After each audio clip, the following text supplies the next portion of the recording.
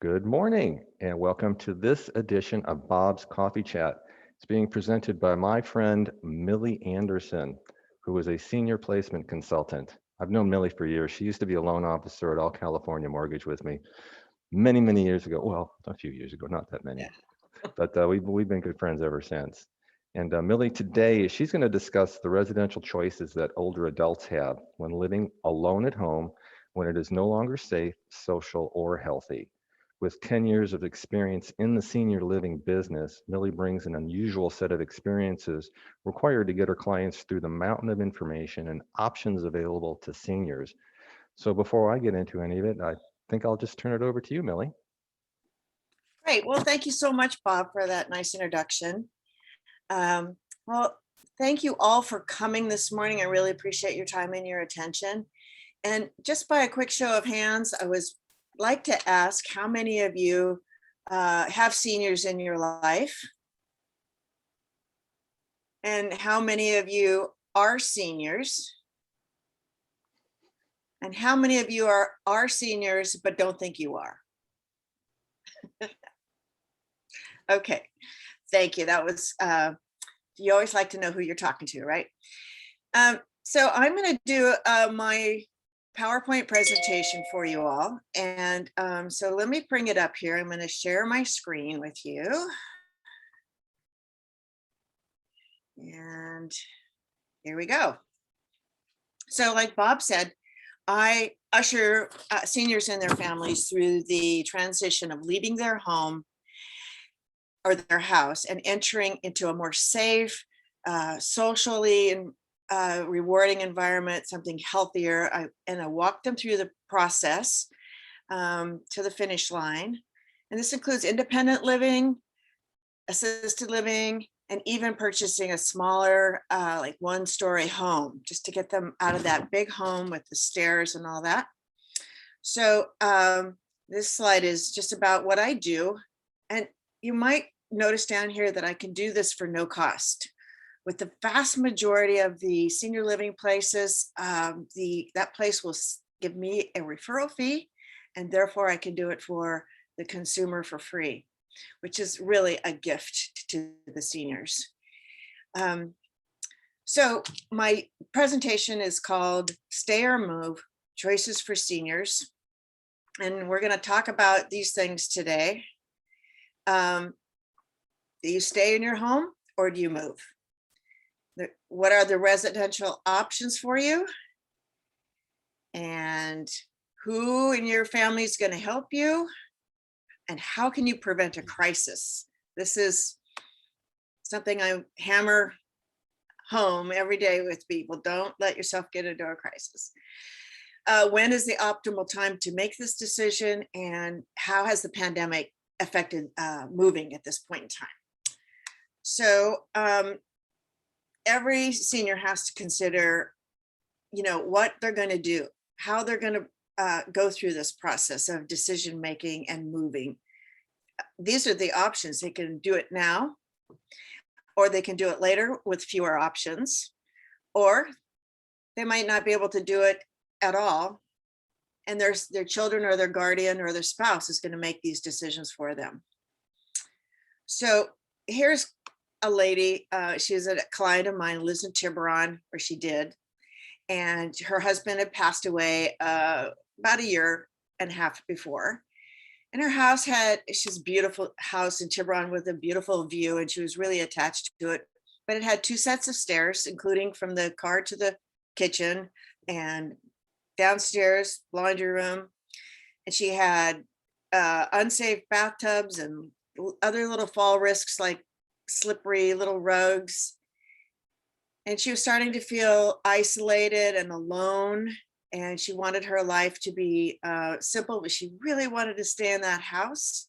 But, it was getting to be too much, and she had to face that. So she started thinking about moving to senior living. But it's not without a lot of emotion, because these are often homes where people have lived for 30, 40 years and raised their children, and they don't know what they're going forward into. So that's part of what I do, is help them see the beauty of congregate living. So this is another client of mine, Carl. He's such a sweetheart. So one day he falls in his house and he breaks his hip and he has to go to the hospital and have surgery. And then he's off to skilled nursing for rehab. And it's Medicare is starting to say, well, you're not improving anymore. So we're no longer going to pay for your stay here in rehab or skilled nursing. And so you're going home. And so they call your adult children, which is probably what most of you are the adult children, and say, guess what? We're going to discharge your dad in 48 hours. And they go, what? That's not ready. But nevertheless, this is the reality. So if they haven't done their homework, your hair is on fire. You've got to find a place for dad because the doctor has said your father cannot be in his home alone with all those stairs and all the fall risks. So you have to find another place. And that's when my phone starts ringing and people are freaked out because they've got 2 days to make this happen. This is why I encourage a plan in getting documents and getting ready for an eventuality that will come sooner or later. So what are some of the challenges that the elder people face when their adult children are getting kind of on their case about, hello, your home isn't that safe. You can't really be here by yourself. We're worried about you, Dad. So, he's thinking, where would I go exactly? Some people, an older generation think of moving into a home as into like a convalescent home that maybe one of their relatives did 40 or 50 years ago. And those are kind of creepy. So if that's all he can think of, that's what he's partially afraid of. And they're also afraid that they'll be forgotten. And then they look around their home and they see belongings, things they've loved and collected and bought with their spouse and picked up on vacation and was given by, a family member. And they look around and they just see nothing but anchors. And they are thinking, I can't do this by myself. And then this is a big fear of making the wrong decision. This was my mother's biggest fear when she went into independent living at age 90. She was dragging her feet. She knew she had to go, but one day I said to her, Mom, how about if we don't sell your house and we rent it out and you go live over in the independent living place for 4 or 5, 6 months. And if you don't like it, we'll just move you back. And boy, that was the perfect thing to say to her, even though I didn't know ahead of time that was the thing. She didn't want to make the wrong decision and not have an escape route. She didn't want to be unable to undo her decision. So then there's that, they put me into a home. My kids want to put me into a home, so don't answer the phone. It might be them. And here's some things that they're afraid of. Their life will shrink. Oops. They're gonna not like it and be stuck there. That's what my mom was afraid of. We'll get lost in a big place. Gonna miss my home and my neighbors, her lifestyle. And this is my mom, Ellen. She said, I don't want to go there. It's just full of old people. I said, Mom, you are old people. She says, I know that, but I don't want to just hang out with old people. Well, I couldn't argue with that.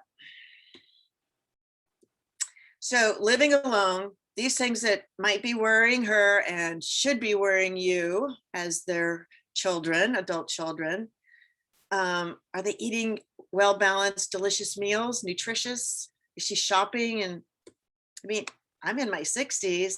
I am single. I don't make nutritious meals every single day. Is she safe from falls? I mean, that's a big, big thing, is fall prevention. Is she getting the kind of exercise we need to keep our core strong so that falls are less likely? Does she talk to anybody interesting during the day? Who does she talk to? Does she have a caregiver? Is that caregiver in her age bracket, her economic bracket? Do they have commonality? Probably not. Is she taking her meds precisely every day? That's important. And this is actually two questions. There's maintaining the house, and then is it safe? So when I say maintenance, I'm not just talking about making repairs and new roof and all that sort of thing. I mean, is the house a mess? Our housekeeping skills get worse and worse as we age. And those things on the floor are fall hazards. Okay, this question, what happens if I wait too long? What are the consequences? When I first started working at a senior living community in Marin, it was my first job in this industry in 2011. And we'd have somebody move in, and the other employees would say, kind of behind the scenes, behind her back, oh, it's too bad she waited too long. And about the third time I heard that, I just had to inquire, what does that mean? She's alive, she's here. What do you mean she waited too long? Well, these are the things that happens. You wait too long and you think you're independent, it's quite likely that the community may not agree and you won't qualify for independent living. And they're going to be saying, Mrs. So-and-so, you need to be in assisted living, and your loved one may not like that. It's hard as we get older to make new friends. It just is. And the older we are, our cognition might not be as great as it was a few years ago. And you sit down at a dinner table in assisted living and you can't remember the names of the people you're sitting with day after day after day, they're going to start to ostracize you. So I want people to go in a little earlier, get to know the community, make friends, enjoy the activities, and start having the fun that assisted living provides. So these are some of the factors that's going on in mom or dad's head. How close will my family be? And I mean geographically. Are they going to be close enough to visit frequently? And I highly recommend that when there's multiple siblings in a family, that you put mom or dad as close to one of them as possible. Don't put mom and dad in a community or facility in the middle, in between, because, traffic and busy lives, you want to be within 10 or 15 minutes max, because you're going to pop over there frequently because she ran out of Kleenex, or these are the kinds of things my mom asked me for. Honey, I'm out of Kleenex. You have to sort of get your crystal ball out and imagine what the long-term health needs are going to be. And you want to have a kind of a grip on that before you make a decision of where she'll go. What kind of activities does she like? What she can afford? That's something I'm always looking for when I interviewing a family about the next step for mom, is their needs, their wants, and their budget. And who's on my team?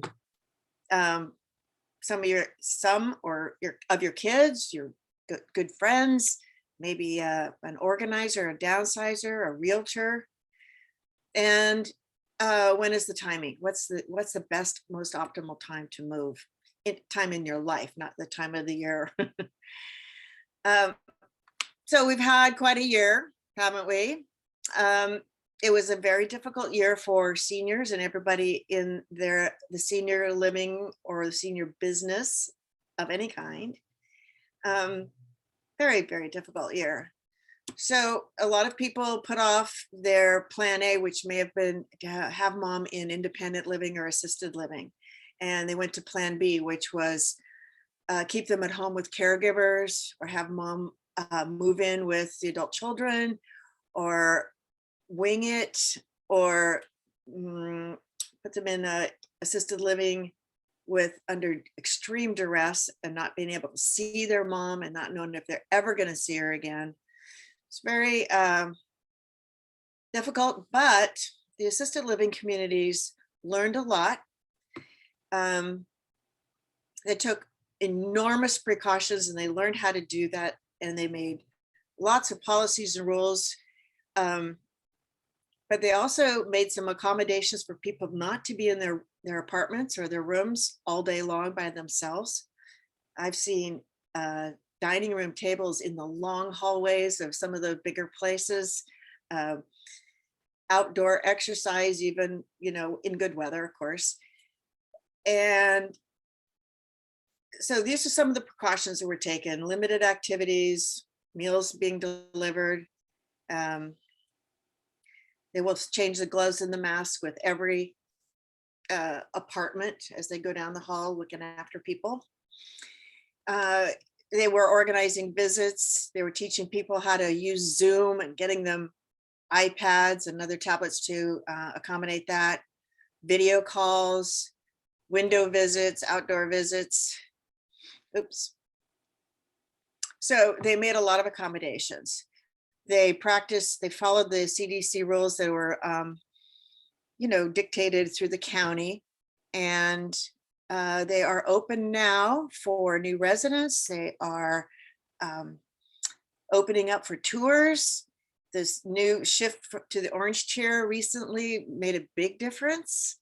And they're reopening, and people are starting to have fun and being able to go in and see their parents. So it feels like the worst is over with. They've got it under control. They got precautions in place. Okay. So one of the things we heard about a lot were statistics of the deaths in long-term care facilities. So I scanned the universe online for statistics just about assisted living and memory care. But they were all lumped together with skilled nursing. So I realized a lot of people don't understand the difference between assisted living and skilled nursing. So this is what I did. Assisted living, where's my thing?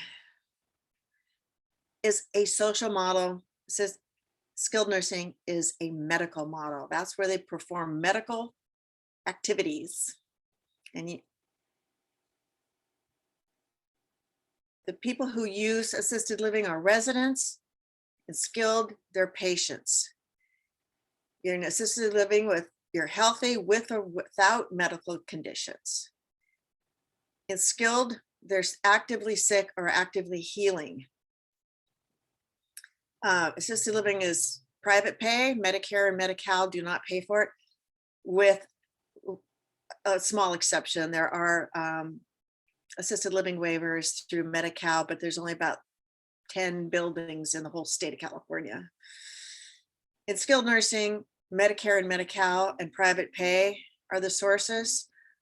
You go into assisted living by choice, but you go into skilled nursing after being referred by a hospital or a doctor. You don't just check yourself into skilled nursing unless you want to pay $350 a day for a shared room.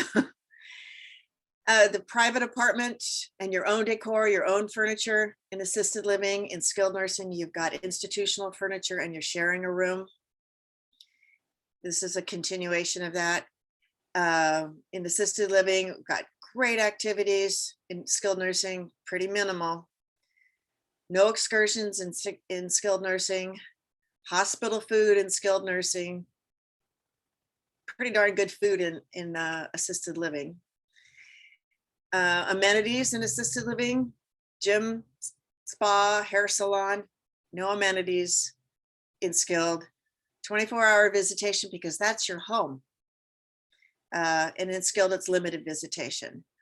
And this is the biggest one of all, is nursing. Most of the assisted living, memory care, and in independent living places have a nurse on duty, but she or he will do only consultative nursing.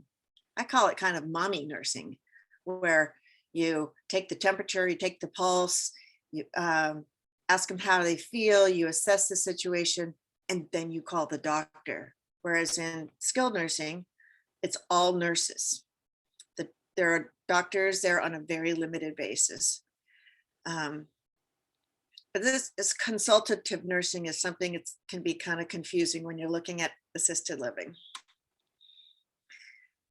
So here we go. Assisted living, independent living, memory care.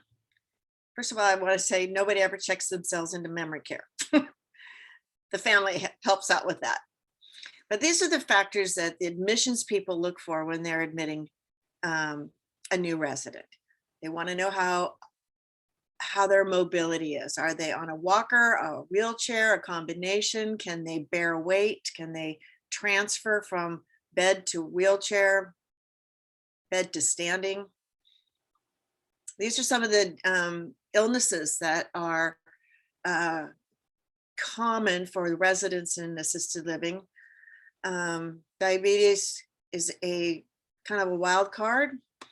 If somebody is on injections, insulin injections, and they start to lose their memory and can't do the injections themselves, that's a big problem and a big black hole in assisted living. So it's one of the first things that me or the admissions person will ask about. And Parkinson's, assisted living is a great place for people suffering from Parkinson's because it's all about, well, it's not all, but it's largely about balance and falling and some memory issues. They want to know if they can, potential new residents can walk, transfer, eat by themselves, dress, groom, shower, toilet by themselves or not. And if not, those are the exact things, the ADLs, activities of daily living. That's what assisted living promises to take care of for you, plus the meals and all that. And then there's escorting to meals, exercise, and excursions. Med management, how's she doing managing her meds? Most facilities insist on managing their meds for them. And they want to know, like, if there's a memory issue going on and somebody is likely to wander, either because they just like to wander or they are escape artists and trying to get out and go home. That's going to require some restrictions on their movement for their own safety. So that's something the admissions people want to know about. So, when you're going through this process with your family, like I said at the beginning, my goal is to prevent crises. Like your parents in skilled nursing, they're going to be discharged and you've never done any, the family, your parent has not done all the homework they should have done or they could have done. So I want them to have their estate planning documents in place, healthcare, power of attorney for finance and medical. You want to know which kids are going to help more and be decision makers, especially if you have a lot of kids. One decision maker is better. You want to figure out your options. You want to come to a course like this or have me take you out to various types of places just so you can see them and get a feel for what the options are. You want to understand their health issues and their future along those lines. And again, it's location, location, location. You want mom or dad to be close to one of you. And this is a tough one, the financial decisions or the financial resources and liquidity. Lots of parents don't want to discuss that with their children, no matter how old they are, but got to bite the bullet and discuss that so that you know what you're looking at, especially if mom or dad are not thinking well, right after a surgery, sometimes you're just not thinking well. You want to know these things, and not only what, but who's managing their accounts. You want to visit experts, and by this I kind of mean like health experts. If you're thinking that mom or dad has got some memory issues, you want to talk to their doctor and maybe get tested. And then you want to discuss the timing. But the idea here is to create a plan. Okay. Housing options. I love this photograph.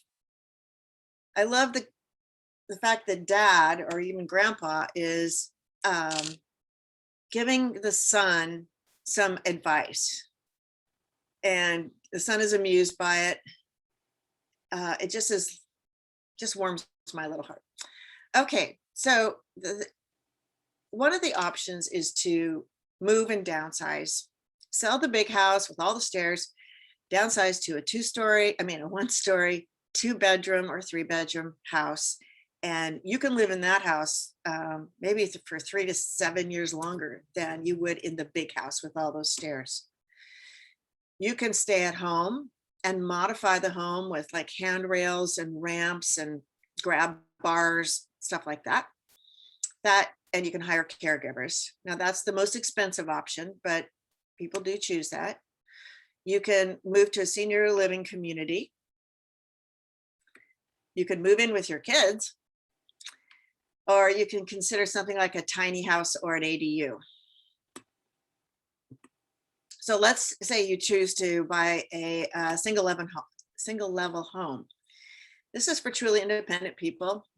Like I said, it's going to add years to your life at home. It's going to reduce your stuff and the hazards when you move. Every time you move and make your square footage smaller, you're going to get rid of stuff, and that's a good thing. It simplifies your life by downsizing your residence. And a newer home means less maintenance. So, and you can possibly purchase a home with a reverse mortgage.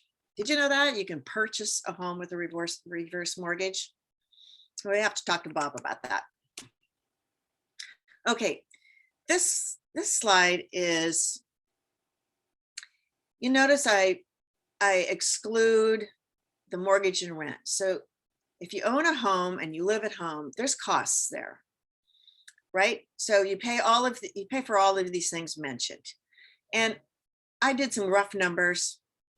I added it up. It's about $2,500 for your average house in Marin. Okay. So if you've decided to stay at home and hire caregivers and make some modifications to the house, this is what you're looking at.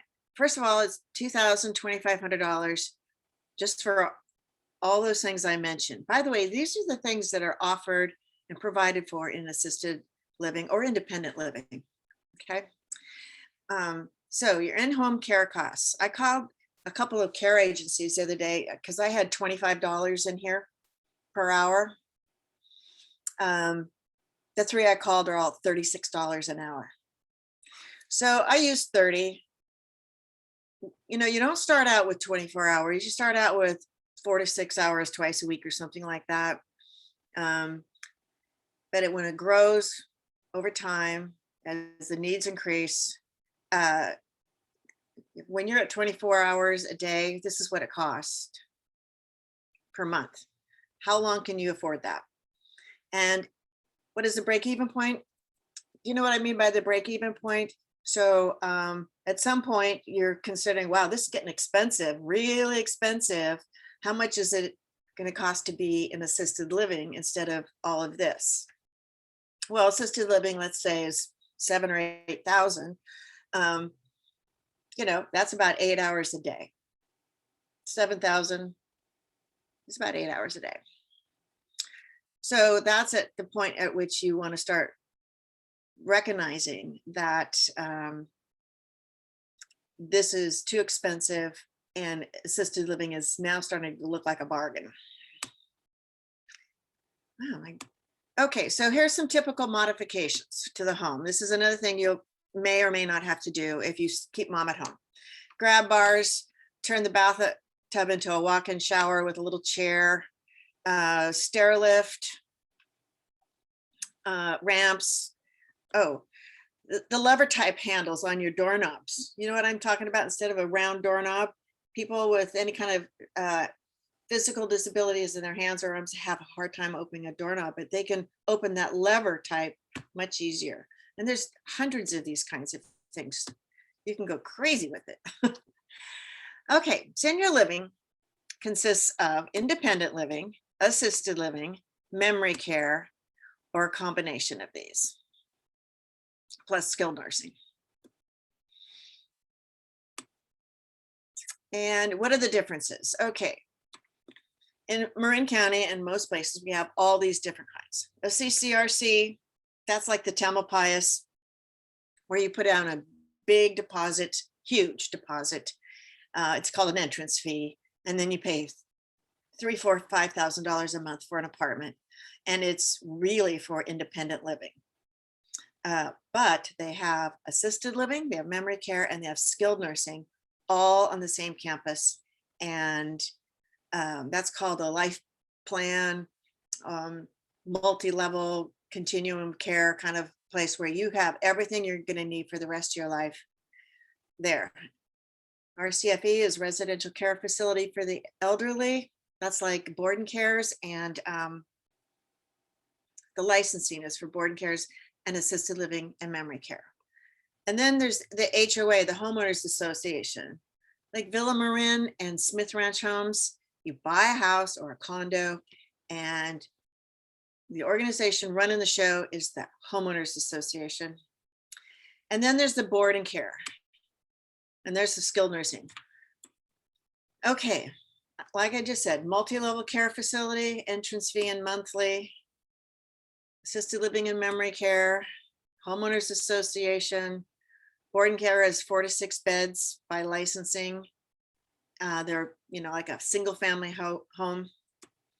And the skilled nursing, as you know, is a medical facility. And here's some costs. The CCRC, the entrance fees are $200,000 to $1 million, and the monthly dues, which includes all your, most of your meals and all kinds of amenities and excursions and fun and pools and bocce, and it's like living in a resort. Then there's assisted living, and the community fees are a one-time fee. It's not refundable. The lesser expensive places, the vast majority between 5 and 10,000. There's a couple of communities where they go all the way up to 45,000. Oh, by the way, these monthly costs in assisted living, that's just for rent and food and utilities and activities and all that stuff. Then on top of that, there's care costs, and that's charged in different systems, but everybody is different, so everybody needs a different care plan. Memory care, same thing. Board and care homes, entrance fees are usually like $1,000 or $2,000, and the cost is $5,000 to $10,000 a month. The good ones are at least $65,000 or $6,500 or $7,000. Nursing homes, there's no entrance fee, and it can run $10,000 to $12,000 a month for shared rooms or private rooms. So there you are, you and your brother are throwing up your hands. How do you pay for all this? One of the things they usually do is sell the house. And this is hard for the for the elders. There's difficulty in letting go for everybody. If the kids grew up in that house, they may experience a lot of sadness about this. And a lot of people are unable to keep the house in good physical maintenance and good repair as we age. And there's a lot of deferred maintenance. So who will buy my house? I've asked a lot of seniors this, and the best example of how awful this question is my aunt who sold her house. She lived in Calgary, Alberta, Canada. And in Canada, they have a 90-day escrow. So during the escrow period, the buyers came over, they called first and asked, of course, made an appointment, came over and started measuring things. And her husband was ill, so they were there, and she started chatting with them, and she asked, well, why are you measuring this room? Why are you measuring these windows? And they went on to tell her about all the things they were going to tear out and the walls they were going to destroy and rip out her entire kitchen, and they were going to make it better this way and make it better that way. Well, she had a heart attack because she'd babied that house. She raised her children in it and she loved it. She wasn't really crazy about selling and moving, and it broke her heart. So this is a fear that somebody's going to come in and not love their house. So there's the overwhelm and who's going to help. And then there's capital gains, which is a very real consideration. Sometimes it's just better to keep the house and rent it out. And then when, well, I guess after Prop 19 goes into effect, it's no longer an issue. Note to self, I'm going to look into that. But when you sell their house, there's a certain freedom. There's no repairs, gardeners, insurance, taxes. Anybody remember Hunter S. Thompson from the 60s? That's another discussion. Anyway, it's been my pleasure to talk to you today. We're going to go into Q&A period here. I've been there. This is my mom, Ellen. She died at the age of 97 a few years ago, and she was my guide into this business and my mentor and my example, and a wonderful mother. So that's my presentation, and I'm available now for questions. Well, thank you, Millie, and thank you for putting your contact information in there. I encourage everybody to keep it and have it handy. You never know when it's going to be your time to use it.